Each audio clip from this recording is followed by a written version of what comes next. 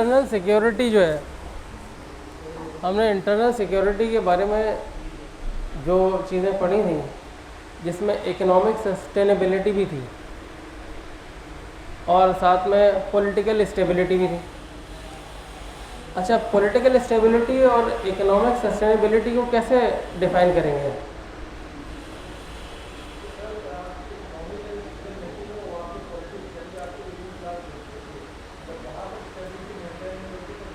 मैंने एक आपको बुक रिकमेंड की थी, किसी ने परचेज करी, जो big capital in an unequal world, Rosita Armitage की। इकोनॉमिक के हवाले से, जो पाकिस्तान की इकोनॉमी के हवाले से ये one of the best book है। एक और किताब थी जो पाकिस्तान के हवाले से है, वो एनाटोल लेवन की पाकिस्तान अ हार्ड कंट्री।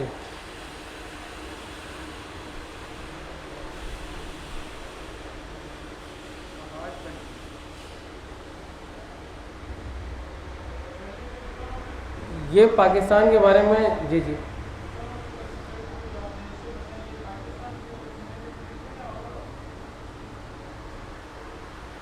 जी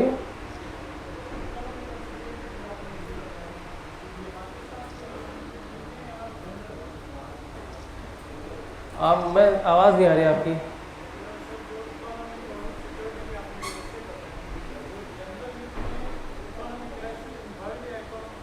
देखें, इकोनॉमिक क्राइसिस ऑफ पाकिस्तान ही होगा मेन, लेकिन in context to the global changes.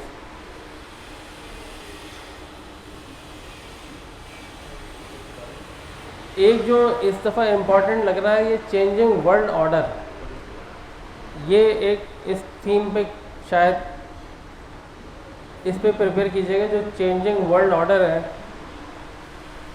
इस वक्त, ये इस पे एक प्रिपेयर कीजिएगा। मतलब आप जो इस पर कोई मजमून बनाए तो इसको भी ध्यान में रखिएगा।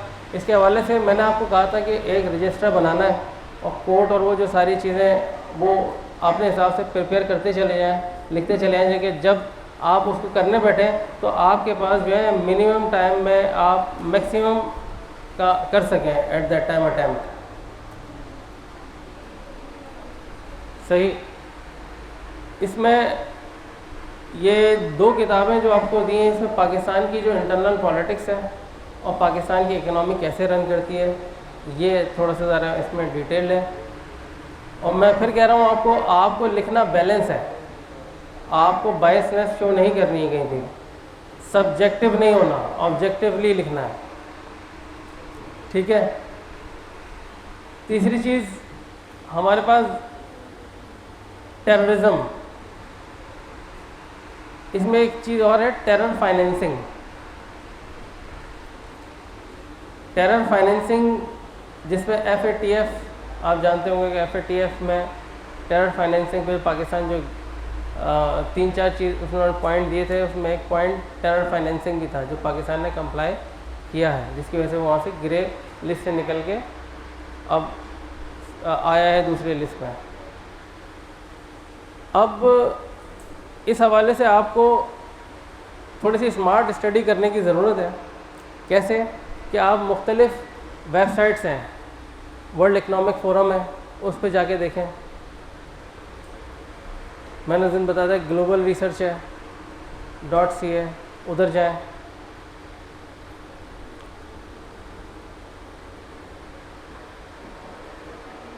नेशनल सर्वे ऑफ पाकिस्तान है, यहाँ से डाटा आपको कलेक्ट करना है, एक डाटा कोटेशन, और उसके अलावा फिर आपके पास खुद ब खुद इसके जो यानी कि सीक्वेंस बनेगा वो एक सिस्टमेटिक बन जाएगा।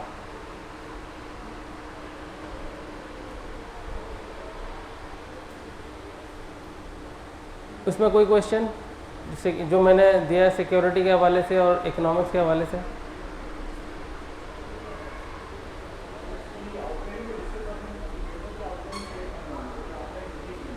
आउटलाइन मैं कर चुका हूँ, पिछली 2 क्लासों में पूरी लिख के दे चुका हूँ सबको। अच्छा, तो आपके पास है?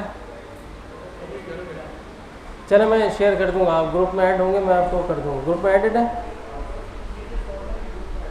ठीक है, मैं शेयर कर दूंगा। अच्छा, तीसरी चीज़ जो इम्पॉर्टेंट है, पाकिस्तान में हम टू नेशन थ्योरी की बुनियाद पर जो बने हैं, हमारे जो इस्लामिक वैल्यूज़ हैं, इस वक्त अंडर थ्रेट है या it's going very fine? Under threat है। क्यों?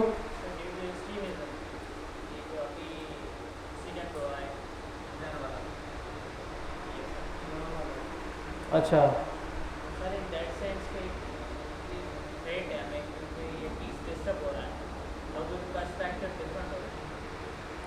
एक्सट्रीमिज़म की तरफ जा रहे हैं, लेकिन इंडिया के बारे में क्या कहेंगे? वहाँ पे भी तो हो रहा है माइनॉरिटी के साथ।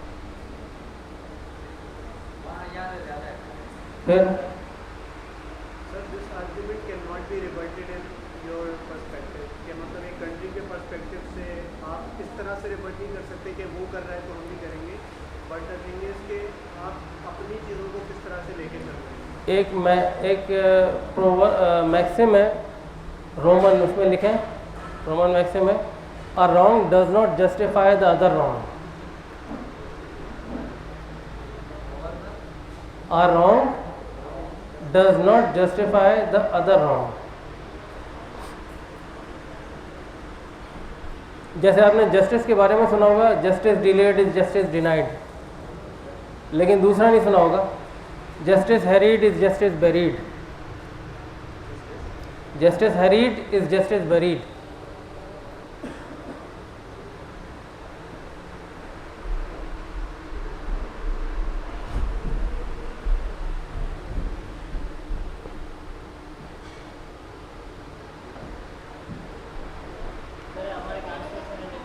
हाँ, justice a wrong does not justify the other wrong, लिख देता हूँ।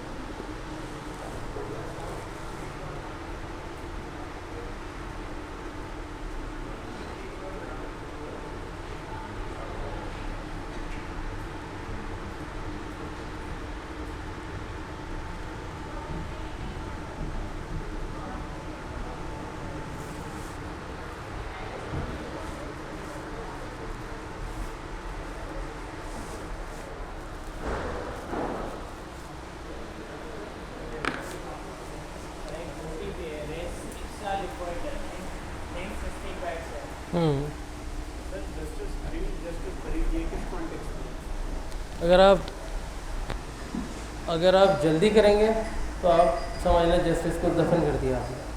आप एबल नहीं होंगे क्रॉस एग्जामिन करने के, फैक्ट्स एंड फिगर्स और एविडेंस को चेक करने के, तो it means you have buried the justice.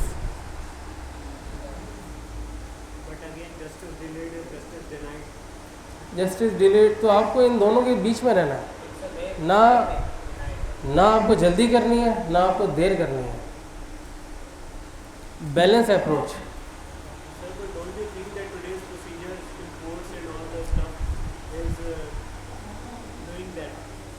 balanced approach actually. No, sir. I'm talking all around the world, not just only Pakistan. I have so many observations on this system actually. ये जो हमारा justice system है, you see it's inherited British system. ये कि हमारे Islamic system तो है नहीं। अब इस्लामिक सिस्टम रिक्वायर्ड सम, जो इस वक्त का पर्सपेक्टिव आप देखेंगे जिस तरह पे एक तो इस्लाम को पेश किया जा रहा है यहाँ पर, वो एक रेग्रेसिव, एक यानी स्टर्न टाइप ऑफ रिलीजन पेश किया जा रहा है, ठीक है, जबकि ऐसा नहीं है। अभी बहुत सारी चीज़ें, मैं जैसे आपको कहें कि तौहीद के बारे में बताएं, क्या है तौहीद? हाँ, ये तो सब मानते हैं। Then what? ये तो तौहीद का मसला नहीं है।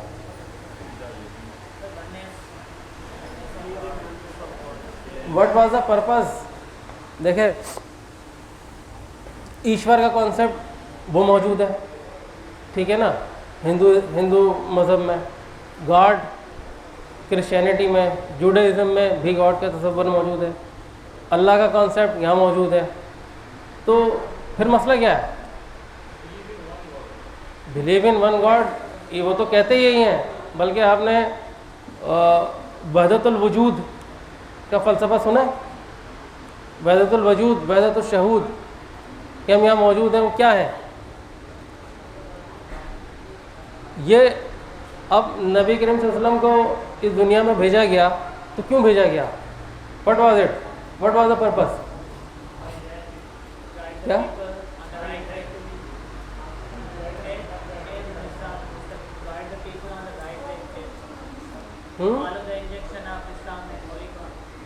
देखिए, कुरान इसका पर्पस बताता है, जो खुद कुरान में बताया है। मतलब आप देखें, किसी चीज़ को अप्रोच करने का एक तरीका ये भी है। जैसे कुरान क्या कहता है, वल्लज़ी अरसला रसूलही बिल हुदा व दीनिल हक़्क़ि लियुज़हिरहु अला दीनि कुल्ली व कफ़ा बिल्लाहि शहीदा। इसके माने क्या है? अब दीन, what is the concept of दीन? मतलब दीन का मतलब यह है कि हम 5 वक्त की नमाज, रोज़ा, ज़कात, हज, बस पूरे हो गए, सही है ना? दीन is a system of life, ठीक है ना, आपको पूरी की पूरी लाइफ कैसे गुजारनी है, क्या है क्या नहीं, इसके बारे में देखें। यहाँ पे बहुत सारी चीज़ें, जब तक आपको अंदर इंक्विजिटिव माइंड नहीं होगा, आप कुछ भी नहीं कर सकते। एक शाह वलीउल्लाह रहमतुल्लाह अलैह, इसके बारे में एक पूरा इनका फ़लसफ़ा हुज्जतुल्लाह बालिगा, हुज्जतुल्लाह बालिगा में क्या लिखते हैं? हुज्जतुल्लाह बालिगा में लिखते हैं कि 4 नबी करीम सल्लल्लाहु अलैहि वसल्लम को भेजा गया 4 अखलाक की तकमील के लिए। क्या? अखलाक अरबा कहते हैं, ठीक है। अखलाक अरबा में क्या है? सबसे पहले अखबार, यानी you have to believe in the supreme being. एक है समाहत, मीन्स कि you must have the capability to give. मतलब सबसे पहले जब इंसान, हम जब पैदा होते हैं तो हमारे माँ बाप हमें बेलौस हमसे मोहब्बत करते हैं, चीज़ें देते हैं, सब कुछ करते हैं। अच्छा, जब हम बड़े हो जाते हैं तो हम कोशिश करते हैं कि जो हमारे इर्द गिर्द हमारे बहन भाई दोस्त अहबाब, उनके हम किसी तरीके से काम आए, ठीक है। उसके बाद आगे इस तरह शहर गांव गली इस तरह हम करते करते आगे मुल्क तक जाते हैं, इसकी तकमील। तीसरी एस्थेटिक सेंस, उसे कहते हैं हुब्बे जमाल। एस्थेटिक सेंस मीन्स हर चीज़ में एक्सीलेंस की तरफ जाएं। मसलन क्या हम जो भी, मतलब अगर आप पेड़ देख रहे हैं, अपने आप को देख रहे हैं, तो इससे बेहतर चीज़ वजूद में नहीं आ सकती थी। अल्लाह पाक ने जो आपको तख्लीक किया, इससे बेहतर वजूद नहीं बख्श सकता था वो। मतलब ये आप बेस्ट की परफेक्शन की, इसके जो रहीमियत की सिफत है। तीसरी चीज़ है अदालत। अदालत का मतलब ये नहीं कि इसका मतलब अदल मीन्स 2 चीज़ें हैं, अदल एक है जुल्म, यानी जो चीज़ जहाँ हो उसको वहाँ रखा जाए, ये अदल कहलाता है। मसलन घड़ी में हाथ में पहना हो, पाँव में पहनूंगा तो कैसे लगेगी? अगर जूता आप पाँव में पहने, सर पे अगर कोई आप भले कैप पे उस पर जूता बनाया हुआ, अच्छा लगेगा? मतलब ये आपने जुल्म कर दिया। ये चीज़ आपको, अब क्या चीज़ हुई? ये कहलाता है अदल, यानी कि आप जिसका जो हक़ है बिला रंग नस्ल मज़हब उसके साथ आप उसी तरह बर्ताव करें जिसका वो हकदार है। ये 4 अखलाक की तकमील के लिए नबी करीम सल्लल्लाहु अलैहि वसल्लम को भेजा। ठीक है, अब इसमें क्या है, सबसे पहला आया जो सुप्रीम बीइंग पे बिलीव। अब सुप्रीम बीइंग पे जो बिलीव के हवाले से बताया गया वो क्या बताया गया कि इसके दरमियान कोई ना है। सूरह, अब आप आए पारा नंबर 9, कालल मलाउल्लज़ीना कफ़रू, ये बताया गया है। मैं मतलब सरदारों ने कहा, यानी किचन कैबिनेट जो पूरे फ़िरौन का जिक्र आ रहा है, मतलब ये इस होल आप स्टडी करने के लिए ये पर्सपेक्टिव भी मौजूद है। ठीक है ना, तो इस तरह एक्सपाउंड करने की, इस तरह एक्सप्लोर करने की आप इंक्यूजेटिव माइंड रखें और चीज़ को इस तरीके से देखें कि ये क्या कह रहा है। अब बहुत सारे कॉन्सेप्ट हैं, एथिस्ट के साथ मिलेंगे, बैठेंगे, वो क्या कहे तो खुदा है ही नहीं, वो साबित भी कर देगा कि है ही नहीं, फिर क्या करेंगे? उसका क्या जवाब है आपके पास? मतलब किसी नैरेटिव को काउंटर करना और उसके बारे में डिटेल आपको उसके अपना व्यू पॉइंट देना, ये भी एक स्किल है जो आप यहाँ डेवलप करेंगे। ऐसा ऐसा आप ये जब लिख कर लेकर आएंगे, जो कमी बेशी होगी वो मैं आपको बताऊंगा। मैं आपको बताऊं, मैंने long before joining this service मैं एमेच्योर राइटर था। मतलब अपार्ट ऑफ दैट कि मैं फार्मास्यूटिकल के क्वालिटी एश्योरेंस में था, मैं एमेच्योर राइटर था, किसमें डॉन में भी लिखता था, डेली टाइम्स लिखता था, डेली टाइम्स में भी लिखता था, उसके अलावा ब्लॉग्स लिखता था। ये जब यहाँ मैं जब एग्ज़ाम मैंने दिया तो जो तैयारी की थी वो आया ही कोई नहीं, एक भी नहीं आया। तो पहले तो मैं 5 मिनट तक सख्ते में ही आ गया कि यार गए अब तो, ठीक है। फिर आहिस्ता आहिस्ता मैंने आई गैदर्ड माई वेट्स, ठीक है, मस्टर्ड माई करेज, और फिर मैंने I just hold on the paper and look into it कि what's all about that. Aahista Aahista फिर मैंने उसको डिस्टिल करके तैयार करके फिर मैंने जाके किया ये। जी जी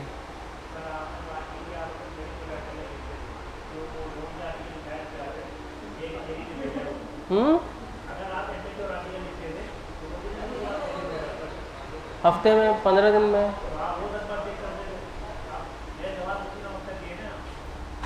अखबार तो मैं पढ़ता था डेली, आज भी मेरी रूटीन है। देखें 3-4 मेरी हैबिट्स हैं। मेरी हैबिट यह है, एक तो डेली अखबार पढ़ना, ठीक है, नंबर 2 बुक रीड करना, ठीक है, ये मेरी हैबिट में शामिल है।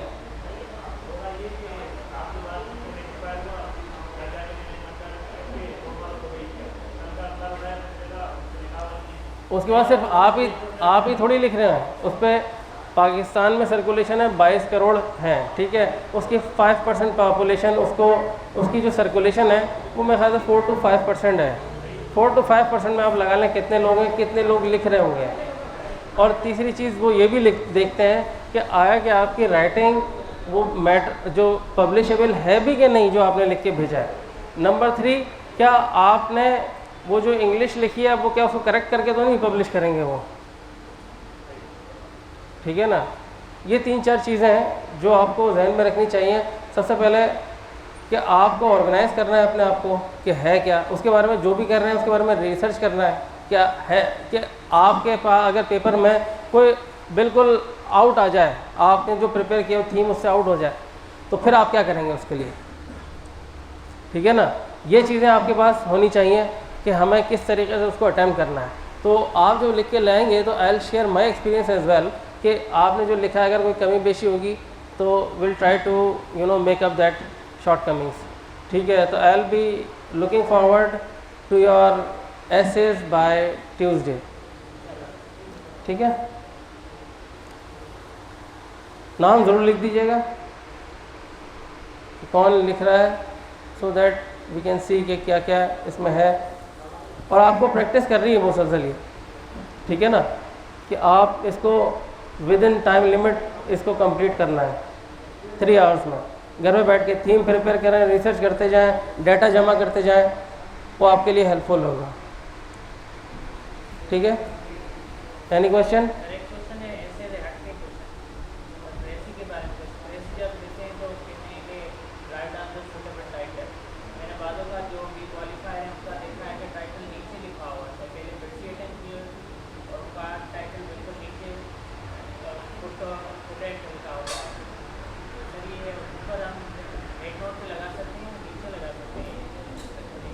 इससे फ़र्क नहीं पड़ता, क्योंकि मैंने हमेशा से जो प्रीसी लिखा है उसका टाइटल ऊपर ही लिखा है मैंने तो। अभी अभी जो भी क्वालिफायर्स हैं जो सर्कुलर पेपर हो रहे हैं सोशल मीडिया पे, तो देख इसमें फ़र्क नहीं है। देखें आपको असल चीज़ जो भी चीज़ है, थीम क्या है उसका, जस्ट जो होता है आपको जो सारा का सारा उसको जो बताना है वो तो आपको प्रीसी करके दिखाना है ना। आप टाइटल ऊपर लिखे हैं, नीचे जो भी आप टाइटल दे दें इसको, सर अगर प्रेसी ठीक हो टाइटल सही नहीं है तो फिर भी तो अटैम्प्ट उसके तो जाहिर सी बात है, उसके तो वो तो पॉइंट है। ये तो आपको इसमें प्रीसी और टाइटल ये तो दो अलग चीज़ हैं। किसी को उन्वान देना ये बिल्कुल डिफरेंट चीज़ है। हाईलाइट देते हैं इस चीज़ को कि टाइटल मेंशन होना चाहिए। सर अगर टाइटल गलत होगा तो मार्क्स कंप्लीटली वो काटेंगे या इसके पॉइंट हर किसी के मार्क्स गिवन होते हैं, जो पूरा सवाल होता है उसके वो पॉइंट कटे जाएंगे। जी क्रिटिकल थिंकिंग हो, सबसे पहले तो थिंकिंग डेवलप हो कि पहले तो आपको ये पता हो कि जो चीज़ आप क्रिटिसाइज करने जा रहे हैं। अच्छा क्रिटिकल के मैंने पहले दिन 2 मायने बताए थे, आप क्लास में नहीं थे उस वक्त। क्रिटिकल का आमतौर पे हम नेगेटिव कॉनोटेशन में लेते हैं, क्रिटिसाइजिंग और दिस थिंग। एक क्रिटिकल के माने आता है अलर्टनेस के भी, ठीक है, डिसाइसिवनेस, ठीक है। आप क्रिटिकल थिंकिंग में आप जो भी आपको चीज़ दी जा रही है उसके बारे में आप कितने अलर्ट हैं, कितने आप जो है ना रिसोर्सफुल हैं, ये आपको आएगा जब स्टडी आप करेंगे। 2 व्यू पॉइंट ज़रूर कम से कम पढ़ें, कम से कम 2 व्यू पॉइंट, ठीक है। जैसे कैपिटलिज्म पढ़ेंगे, इसके अपोजिट आप सोशलिज्म पढ़ें, वो बताया कैपिटलिज्म में कितनी खामियां हैं, ठीक है। बिल्कुल, तभी तो आप किसी नतीजे में पहुंच सकेंगे। बिल्कुल, देखें अब फिर आखिर में पेपर में आता है उसके बाद फिर ये लिखा हुआ होगा कि इसके बारे में क्रिटिकली एनालाइज करें, तो उसको आपको पूरा पेपर पढ़ के समझ में आ जाएगा, सवाल पढ़ के, कि वो चाह क्या रहा है। क्रिटिकली एनालाइज करके पॉजिटिव जाए या नेगेटिव जाए, तो जिस तरफ जाए उसके आप पॉइंट्स बढ़ा दें। नेगेटिव अगर जाना है तो नेगेटिव के बढ़ाते जाना है, क्रिटिसाइज करते चलेगा, और अगर पॉजिटिव रहना है तो उसके बारे में नेगेटिव को कम कर दें।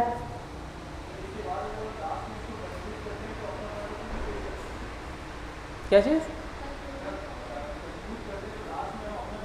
जाहिर सी बात है, अपना व्यू पॉइंट आपको अपना ही तो बताना है। व्यू पॉइंट आपको बुकिश नहीं लिखना है।